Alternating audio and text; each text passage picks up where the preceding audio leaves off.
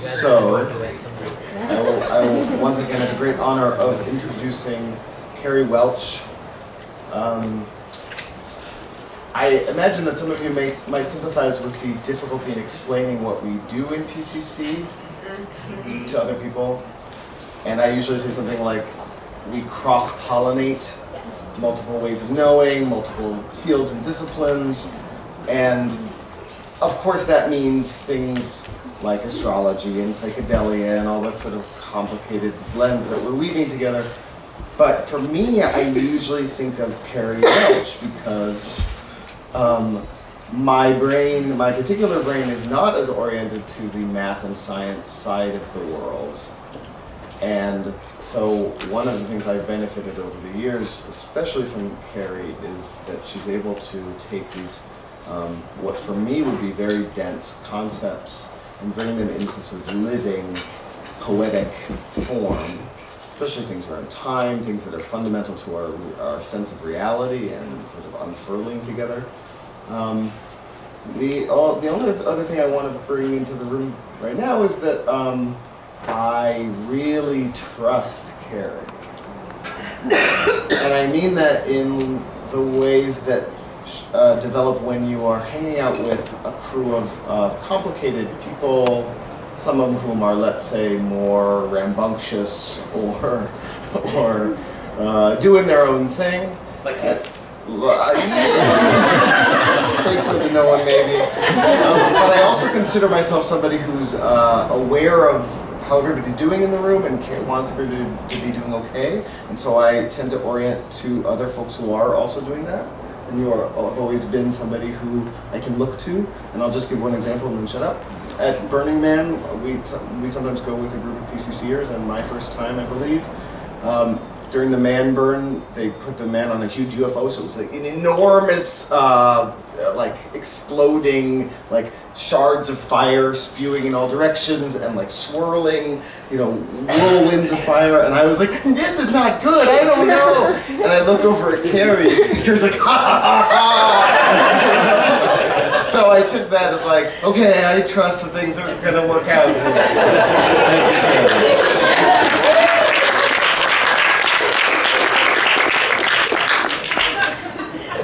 Awesome intro, Josh, thank you. Do I sound echoey to anybody else? No, okay, good. Sorry, my voice is not like it normally is because I have a little sinusy thing back there somewhere. But let's just take a second to take a couple breaths and let the words go from your brain for a second. Maybe just syncing your breath with the ocean if you can do that.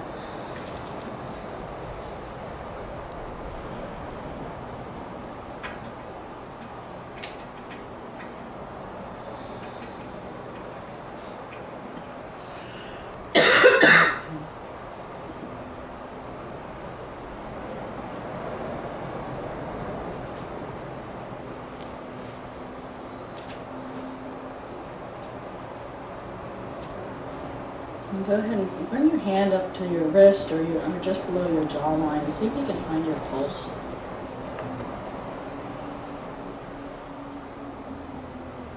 And once you've found that, see if you can use your pulse as a metronome for your breath. So maybe it's 3 beats per inhale. My heart's beating a little fast right now, so it might be a few more. It might be 5 breaths, 5 beats per inhale, 5 beats per exhale is a great, nice place to aim for, but wherever you find yourself comfortable. And just feel the relationship between those two frequencies.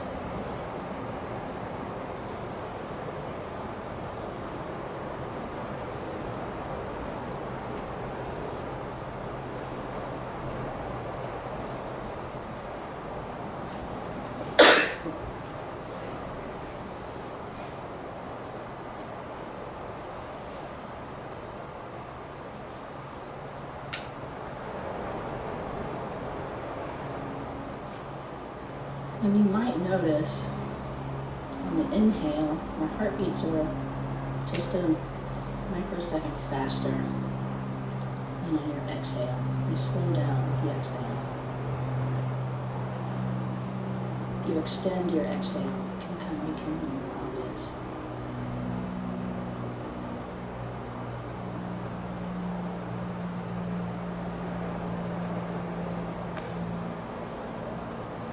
One more breath here.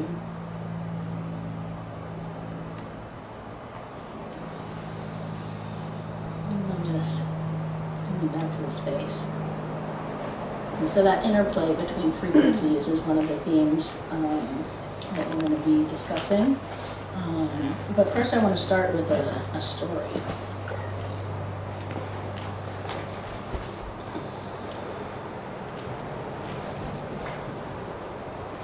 In 1893, a young man named Hans Berger was in a cavalry training exercise, and his horse spooked, threw him to the ground. Right behind him is a horse-drawn cannon, coming full force right at him. Thought he was a dead man, near-death experience kind of thing, right? They managed to stop the horses, so he didn't die, but had that visceral reaction. 200 miles away, his sister was like, "Father, you must telegraph, Hans right now. He's in mortal danger." She just had this visceral feeling, and so they sent the telegraph, and he was fine. So the actual event that was significant moving forward in history was the sister's intuition, that somehow at that great distance she knew that he was in danger, and so their father was a psychiatrist and ran an asylum, so they grew up in this atmosphere. Issues of the mind. Around the same time, radios are being developed. And so Hans got very curious about, okay, if radios can send electromagnetic signals across space with no intermediary, what's going on between the brains? How did my sister know this? And so this became his driving passion in his scientific research.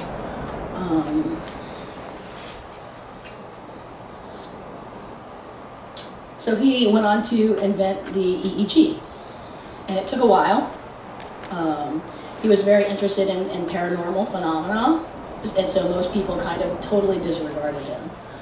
Thought he was a crank. He was lecturing on paranormal phenomena, and people were like, scientists were poo-pooing that. And he was having very little success measuring the electrical activity of the brain.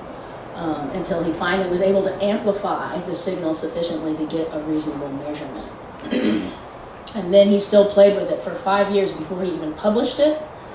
And then it took several years after that for anybody to pay any attention. And some folks set out to disprove him and ended up corroborating his work.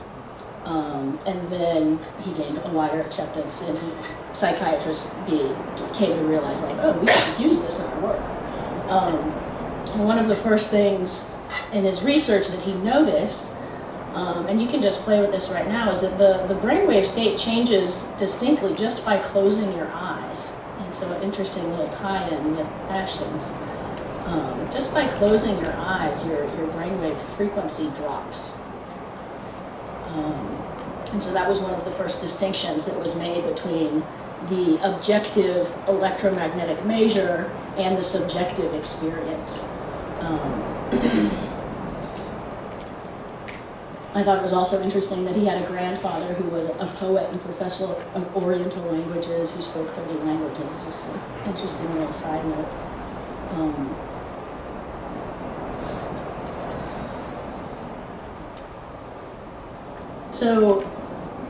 So Gebser came to distinguish 5 basic EEG states. And of course the nuance has been, it's much more nuanced these days. When he was doing it, it was a whole brain EEG state. Now the conversation is more specific in, different electrical signatures in different parts of the brain.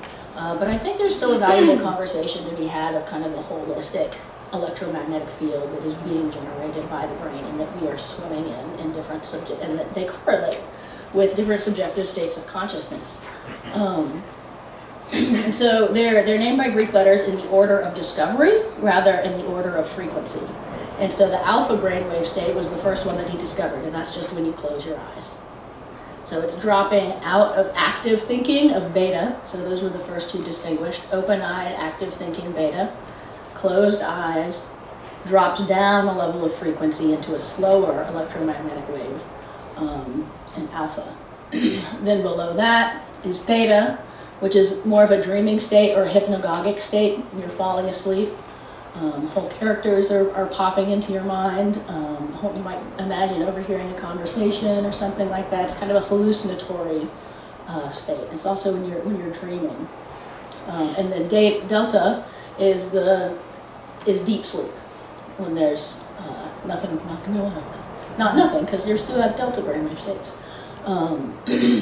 And then those were the four that Gebser discovered, and then gamma came around later as technology increased and allowed us to measure finer and finer frequencies. So it's also interesting to note the developmental aspect of these brainwave states. Babies are predominantly in a delta brainwave state. So these are the longest, slowest. It's a 1 to 4 hertz, so it's 1 second. This is kind of where your brain synchronizes with your heart. Heart rate is typically about 1 beat per second, 1 hertz, 60 beats per minute, or slower. But that 1 beat per second is kind of that synchronizing the brain and the heart, and that's what we're doing when we're in deep sleep, or one way to look at it. But this is also where babies are primarily. And then as children age, they're entering this liminal dreaming state between ages 2 and 6. And so it's really helpful when working with children to remember they are in a dream state. Their imaginary friends, their imagination of who they are, the extension of their identity, they're building their conception of linear time. So delta is atemporal. Deep sleep, you wake up and you're like, how much time passed? I don't know, I gotta look at a clock because I have no idea how to estimate based on your own experience. It's a zero temporal state. The dreaming state is similarly fluxy with the temporality. It's very present moment. And so children are very present moment. They're in a similar brainwave state. And so I'm going to be looking at themes of identity and temporality across these states. And so their identity also is still like your identity in a dream. Like somebody can appear as one thing, but they're somebody else. You might appear as a different being, but you're yourself. There's this continuity of identity in the same way that children might remember a sibling's experience as if it was their own, or their parents' experience as if it was their own. There's this fluidity of identity that hasn't yet coalesced into kind of our modern world conception of identity that is limited to the boundaries of our skin. And then alpha, ages 5 to 8, is and I'll get into the correlations in a second with Gebser, but it's that resting, reflective, eyes closed, not actively thinking, but aware and awake, playing with ideas, a state of reverie. And then beta, obviously alert, active thinking starts coming online, 8 to 12. So there's this developmental trajectory. There's also that we are getting each of these brainwave states over the course of 24 hours. We're experiencing them all. And so it's a daily experience. And we're actually, every moment, we're experiencing all of these brainwave states in a spectrum of frequencies, but it just depends on which one is emphasized as to how we label that state. And we'll get into some of that in a little bit also. And then gamma is like I said, a more recent, kind of in the 60s is when that was discovered or started paying attention to. And it's been related to like unifying consciousness in some respects, but it's still a little fuzzy, but it's like can link different parts of the brain. So like these two pieces of the brain will be synced up in their gamma waves, and it has to do with linking two aspects of experience kind of thing. Okay. So the correspondence that is really interesting to me is how nicely these EEG states align with Jean Gebser's structures of consciousness. And two of the driving questions in this presentation are, did Gebser know about Berger's work? did he know about EEG in the development of his structures of consciousness? And it looks like he didn't. And the other question is what is the correlate? Is there an EEG correlate for the integral structure of consciousness? So Gebser's structures of consciousness are there in the left-hand column. They're archaic, they're similar to deep sleep, a no self, a no time state. The magical structure of consciousness is very present. It's a synchronistic temporality, and he talks about the dimensions of each of these states, and he's calling them dimensions of consciousness. Coming from a physics background, I'm like, okay, I need an orthogonality, Dimensions are perpendicular to one another. How do we get to that from a dimension of consciousness? And one way that's kind of made sense to me to think about his dimensions of consciousness are actually his dimensions of time. And so the archaic being a zero-dimensional temporality. And then coming into the magical, that more synchronistic, like the magical structure of consciousness is where divination lives. The idea that looking at anything is going to reflect the whole, that it's about the co-arising of things rather than the linear succession of things. And so it's really a very present moment, but it's about the changing present.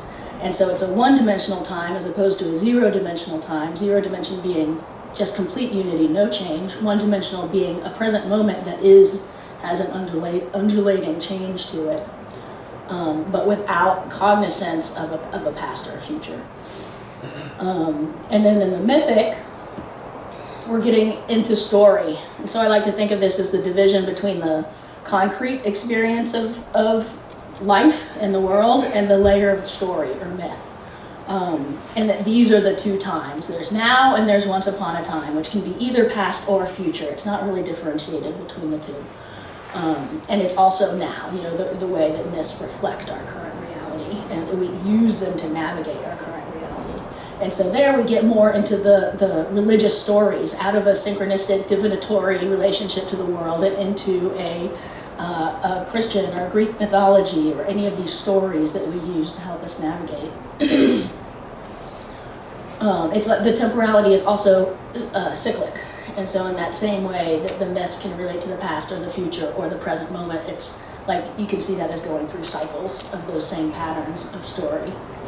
And then the mental, which is the structure of consciousness that we participate in most obviously these days and that we pay attention to the most, because it is this, it's aware of itself. Each of these, so Gebser, the structures are not hierarchical, none are better or worse than the others, but they do transition between each other and they move from latency to transparency. So each time a new structure emerges or mutates out of the previous structure, you gain a degree of transparency. So later structures can see all of the previous structures, whereas the previous structures can't see any of the upcoming structures.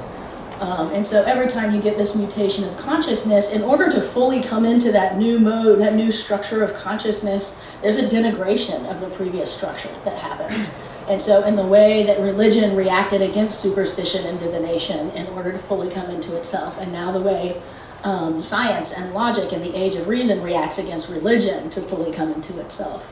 But then we're moving into the integral, which is the transparency of all the stages, and kind of a shift away from that denigration that happened in order for each of them to emerge, and really recognizing the value of each of them and how to hold them together. And so then the question becomes, okay, so we're striving to move into the integral. How does that show up in EEG? And I want to go into Gebser's story a little bit, and lay it over Berger's story so we can kind of tease out, was there influence here? Was Gebser aware of the EEG stuff? And so Berger's there on the left, born in 1837. His sister's precognitive knowing was in 1893, 15 years before Gebser was even born. And so Berger made his first EEG measurement in 24. He didn't publish until 29. It wasn't corroborated by other researchers until 34, and it was 1937, before it became more widely used by in psychiatric practice. And that was in Paris in 1937, and Gebser was there at the same time. Gebser's theory of consciousness emerged. He was following in Rilke's path through Spain, and similar to Laura's description of her journeys, right? Traveling with. And he was in Malaga, Spain, a city with layers and layers and layers and layers. I want to say it was 3,000 years of history in that one city that are very visibly present. And he was struck by a flash of insight, which was the seed of his structures of consciousness. And I've had a hard time figuring out exactly which pieces came to him then and which may have come later. But suffice it to say, I think he developed his structures of consciousness out of a dialogue with art and culture, and seeing how these things change and how that illustrates changes in consciousness. And so the shift from like a cave painting two-dimensional or Egyptian or Mayan two-dimensional illustration style to perspective, when perspective is born in art and the Renaissance. And this being a shift from the two-dimensionality of the mythic to the three-dimensionality of the mental. And so what he was observing in culture then, through Rilke's work and through Picasso's Cubism and through relativity, was this holding of multiple perspectives at the same time that was giving him the idea of the integral. Yeah, so they did overlap, but it doesn't seem like Gebser includes a lot of scientific work, you know, as he's tracing these developments in consciousness. He's looking at the scientific developments at the same time. So I presume if he had encountered EEG in any sort of explicit way, he would have written it in there. Yeah, and so in the ever-present origin was written in 1949, so a little ways after. But yeah. So that's kind of basic timeline. I don't think they were influenced, so it kind of just makes it all that more interesting that they layer upon each other. I'm going to say something else on that last slide. No. Okay. So Adam Kennedy has a blog written about this correspondence between EEG and Gebser's structures of consciousness. That's the only other person who will find talking about it explicitly, and he aligns the integral structure with gamma consciousness, so that next higher frequency, you know, potential unifying consciousness. But I question that. I'm not so sure that's the right alignment to make, specifically because the integral structure of consciousness is a transparency between all of these. And so to me, it's more about how do these frequencies dialogue with each other, how do they nest within each other, than it is about the emergence of any new frequency. And he kind of goes into meditation studies and says, yes, there's increased gamma activity in meditators. And so I'm also questioning, you know, is meditation the indication of the integral structure of consciousness? And I would say, yes, it is a tool to be able to hold these multiple perspectives, but I don't think it's the end-all, be-all, because it's more about being in the world in an integral way than it is about being in a meditative state in an integral way. You know, and those aren't distinctly removed, but there's also evidence of increased alpha and theta in meditative states, and so that's the closed eyes and then the dreamy one, and the alpha and theta is also in psychedelic states. In fasting, alpha waves increase in fasting, so there are all these different ways, and the theta brainwave states is the shamanic drumbeat. So that pace, that rhythm, that's the same rhythm of the theta brainwave state, of this kind of liminal, imaginative, dreamy state that people go into in order to journey, in order to remove the bounds of their identity, in order to remove the temporal bounds of finite space-time. Anyhow, so that's all to say that this is where my fractal bit comes in. Those of you who know me, a fractal model of time is kind of my shtick. And I really like the way laying Gebser on top of EEG builds out this fractal structure, because essentially, like one of the most foundational definitions of fractals is just a repetition of pattern across scale. And so what we've got in Gebser is this evolutionary scale structure, and then what we have in EEG is a lifetime scale structure and also a daily scale structure. And so these are the three scales we're working with, and it's the same pattern that's repeating across them.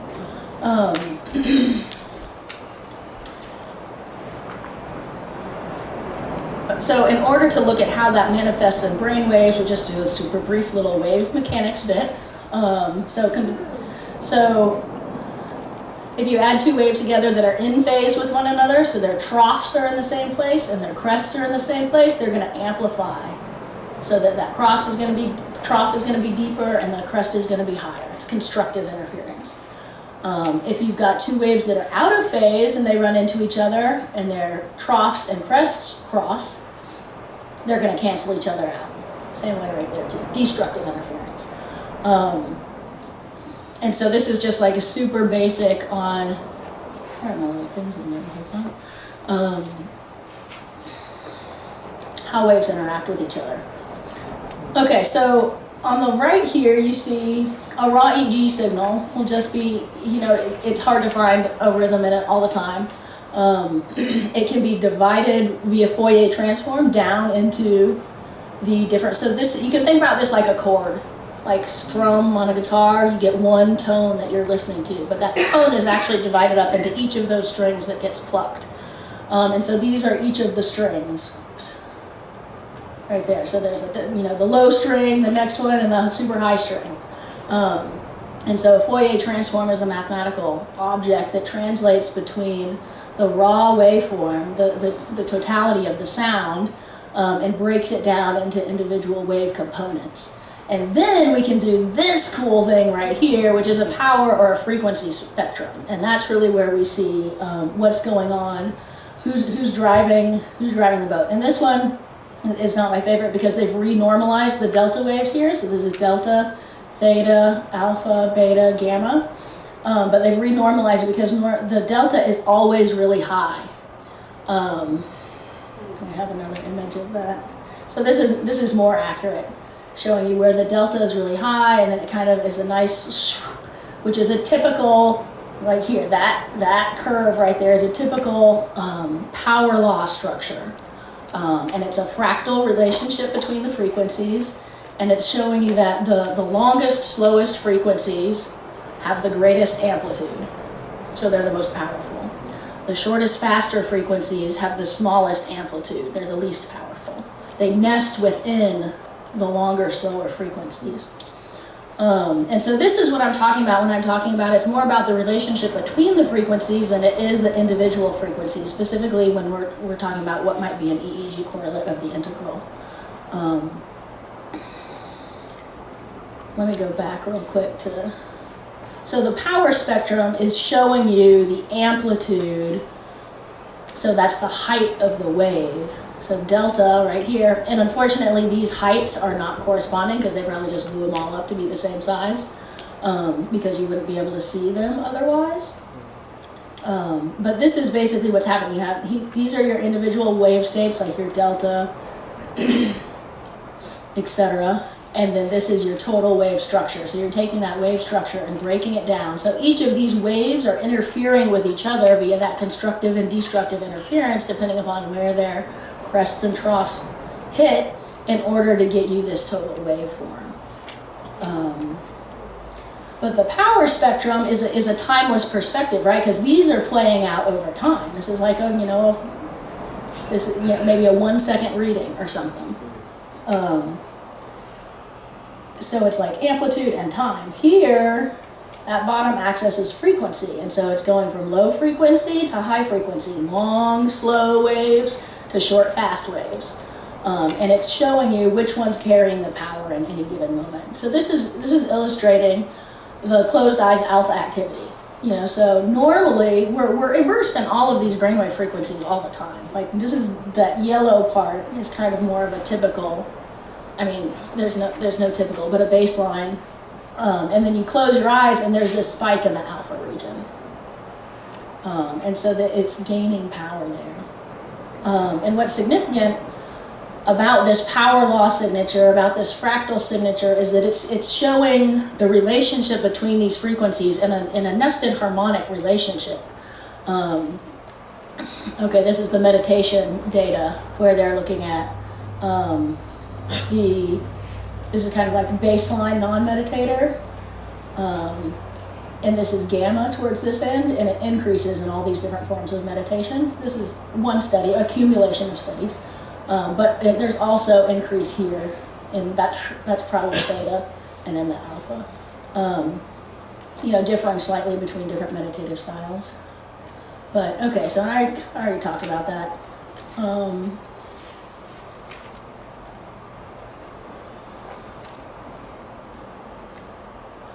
Yeah, so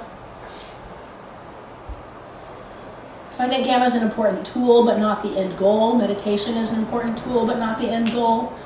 Gebser stood for an intensification rather than a mystical or psychedelic expansion of consciousness. And so not bigger, broader, wider, more, but an intensification of what is right now. Which I thought was really and clarity is both a means and a sign of such intensification. Okay. And I like to think of the integral structure of consciousness as not like an end goal that we're ever going to reach, but a continual practice that we're cultivating. Okay, so what's after this? It's time. Okay, I want to go here now. So this is hard to see because there's kind of a lot here, but if you look right here, this is breathing. That's your breath rate. These three are the range of your heart rate variability. So when I had you pay attention to the difference in your heart rate from inhalation, your heart rate tends to speed up a little bit, and exhalation, your heart tends to slow down a little bit. That's called a sinus arrhythmia. And that tends to give us our heart rate variability, which is an indicator actually of emotional resiliency. The higher your heart rate variability, so the greater the difference between those rates, the more emotional resiliency you can access in that moment. And so you can do it just by controlling your breath. Longer exhales, gives you that, slows your heart rate down. The Heart Math Institute has done a lot of work with this. This also has to do with vagal tone, like y'all probably heard a lot about polyvagal theory and that kind of thing. It gets into that stuff. But the Heart Math Institute talks about using a freeze frame technique. They say it's really hard to actually remember to do your breath all the time. What's my time check? Were you giving me? You got like 5 minutes. Okay, cool. I was going to start a timer, but I didn't. Okay. And so Heart Math Institute does. They say it's actually hard to keeping track of your breath, and so bringing yourself into a positive emotional state, focusing physically on the area of your heart and remembering a positive emotional experience and really going into that memory has the same effect on your heart rate variability, increases your heart rate variability. And so you can hack it from either direction. And they have some tools and stuff to help people do that. But what I wanted to show about this is it's that continual same power law spectrum again. The breathing, the heart rate variability. This is heart rate in general right here. Oh, so this is breathing. Whoops, breathing muscles right there. Human EEG, where's the EEG? This is EEG structure in general. So gamma, beta, alpha, theta, delta. So it's this, they've reversed it on the axes. So normally delta's over here and gamma's over here, but it's the same structure no matter which way you flip the axes. And so here we have within just the brain, and then here we have the brain nested within the heart. And then we have I don't really know what goes on. Anyhow, it is also looking at numbers of fibers and length of fibers in the brain and stuff like that too, but we don't need to go into that. So it's that same nesting structure, and the ratios between each of these frequencies is important, right? So if it's maybe I don't need to go into that also. But the structure that it's showing in this spectrum is a pink noise structure, which means the longest, slowest frequencies have the highest amplitude, or the most powerful. The shortest, fastest ones are the least powerful, as opposed to white noise, where the amplitude of all the frequencies is the same. And so the argument can be made, modern world, kind of go in this direction because it's amplifying the faster frequencies, all these that are supposed to be really low amplification down here. You know, in order to amplify the delta wave, or the heart rate, you know, focused, long, slow frequencies, we need to hang out with more trees and rocks and elders. And this is a pink noise signature that shows up in the natural world over and over and over and over again. And so my argument is that, so the EEG structure of the brain already has a fractal signature in it. I think that is indicative of the integral structure of consciousness, and it's just a matter of continuing to deepen into that as an intensification of attention than it is about raising our frequency, you know, of the high, you know, achieving these higher frequencies. Yeah, so maybe I'll just leave it right there. Questions?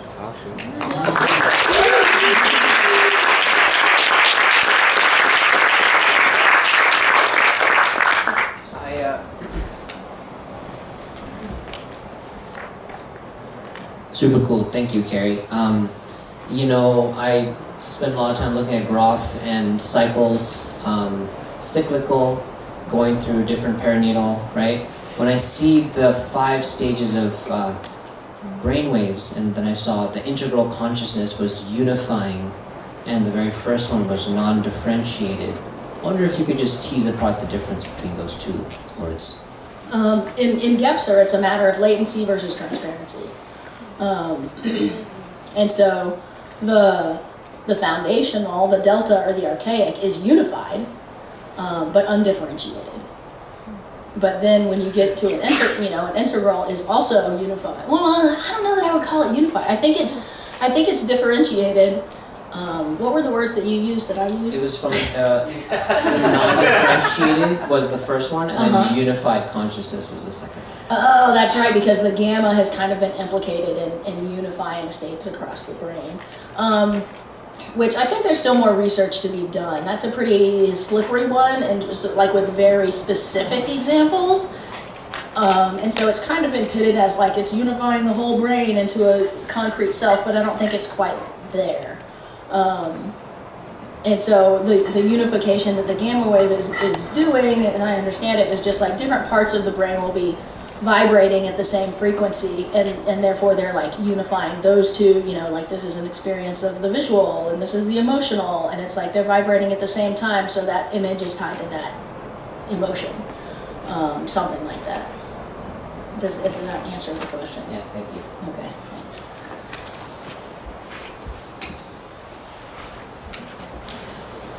thanks. So, thank you. Brilliant as usual. So interesting. And I wonder if you have sort of your approach to saying that the relationship between the different states is the key, as opposed to here comes a new state of consciousness or a new structure that's going to colonize the rest and then take control and then we'll be saved. I love that you sort of weave that. I don't think that's how that works throughout your presentation, but often whenever I see these sorts of hierarchical breaking out, there can be a hierarchy of value thrust upon it. So I'm just wondering if you have any explicit statement to make about that and about the danger of that when looking at, you know, analytically looking at states or stages of consciousness. Yeah, I think it's specifically with the structures of consciousness, I think it's about recognizing the value of what each structure brings. And I think we're actually seeing this in like the resurgence of the popularity of astrology. That's a divinatory system. It's a magical structure of consciousness that we're participating in. And it's coming back around, and people are paying attention to it and curious about it. And as with a lot of divination techniques. And so this is like an infusion of the magical back into the mental in a way that is building the integral. And so I think, but I also think it's a matter of also still using the mental, the discerning consciousness of the mental to recognize where that's valuable and where it's less valuable. And the same thing with mythology and story, recognizing where that has great value and that it does have an entire reality. It is a reality. And it's really useful for certain things and not for other things. And so knowing when do we need to appeal to the science, when do we need to appeal to the stories, when do we need to appeal to the divination, and weaving those together in an overlapping manner, increasingly overlapping manner, right? Because I'm going back to Picasso's Cubism, where he's trying to see an image from all angles at the same time. I don't know if that answers your question or not, but you know.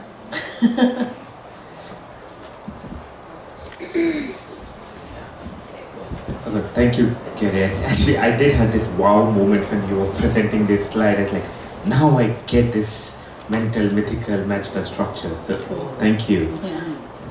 My question is, did you also, so I'm just taking the Indian part of it, the Indian Upanishads, they also talk about the 4 states, the dreaming, waking, dreamless, and turiya, which is the unifying consciousness state. And also linked to that question is, do we really need to name it?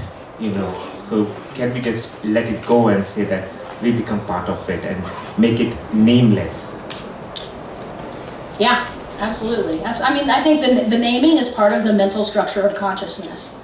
You know, and so I think there's a time and a place for it in a way that helps us differentiate and talk about and allow to, and the mental structure of consciousness has been used to denigrate these previous ways of knowing, you know, and so the resistance to naming could come from an acknowledgement of the pain that it has caused, you know, and its limitations, right? But in acknowledging the limitations of the mental, it's like, yes, naming is useful, and it is not the ultimate reality. So both and is always the answer.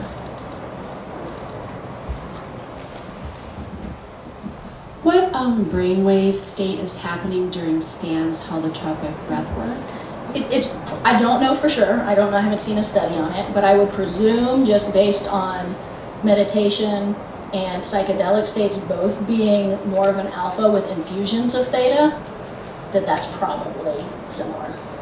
And just as a follow-up, when he plays the drumming, are we having constructive interference or destructive? You are always having both. It is there's many waves always interacting.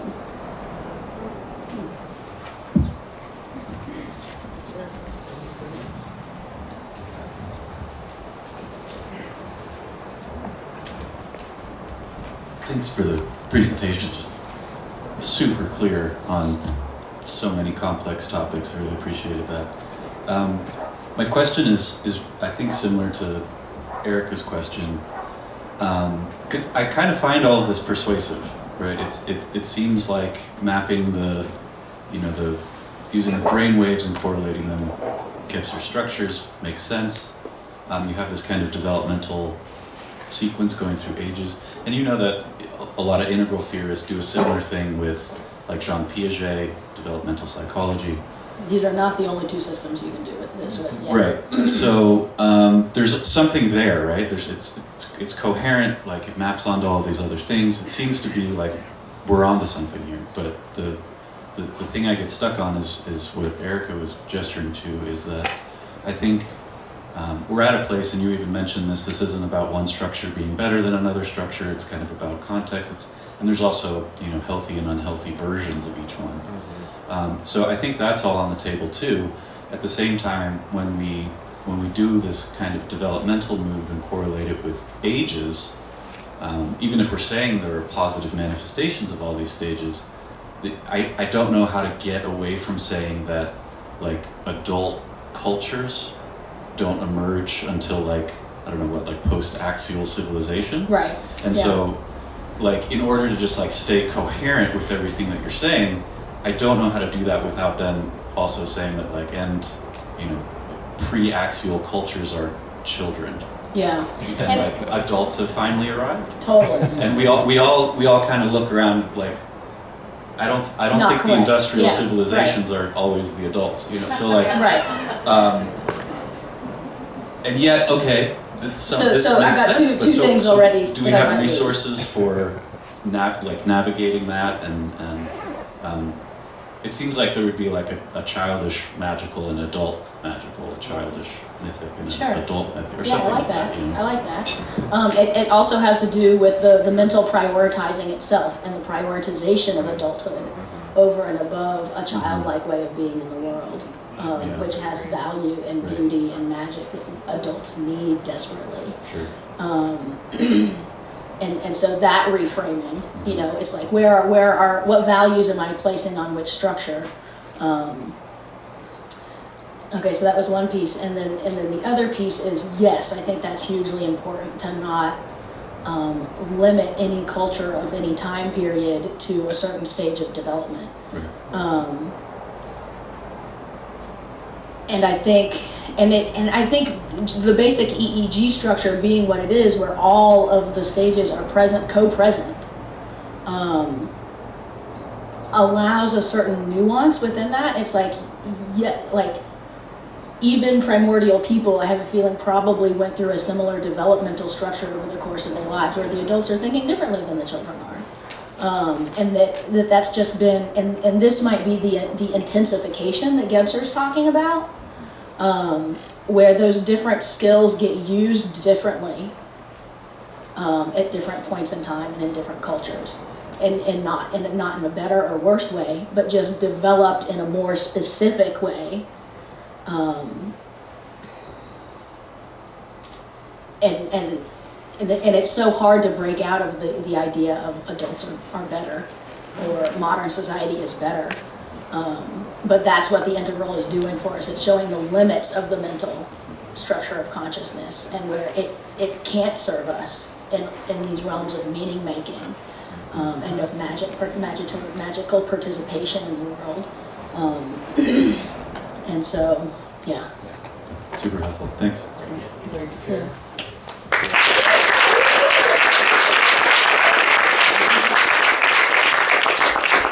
Also, quick plug, if y'all are interested in hearing more, I'm doing a live stream November 3rd on Sunday. It's like at 1 p.m. East Coast time, so it's gonna be kind of early West Coast time, on like astrological cycles and the fractal nature of those. And so get in contact with me if you're interested about that. Find me online. And I'm probably going to be doing, I teach sacred geometry for the bachelor's completion program. And whenever I tell people that, they're like, I want to take that course. And so I'm probably going to do a public version of that starting in January. So if there's any interest, let me know. I'll get you on the list and make sure you know when it happens. Thanks for listening.